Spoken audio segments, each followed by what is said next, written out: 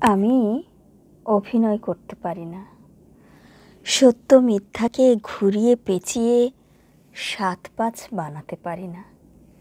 যাকে ভালো লাগে তার সামনে গিয়েই বলে দেই, ভালো লাগে তোমায়।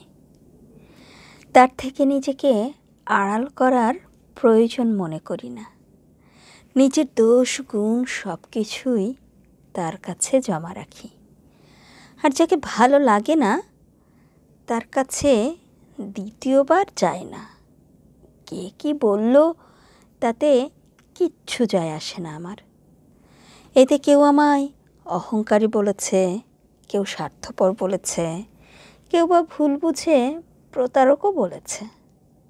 আমি তাতে কান দেইনি কখনো, কারণ বিশ্বাসটা ছিল নিজের উপরে এবং সব সময় চলেছি নিজের সরল পথে।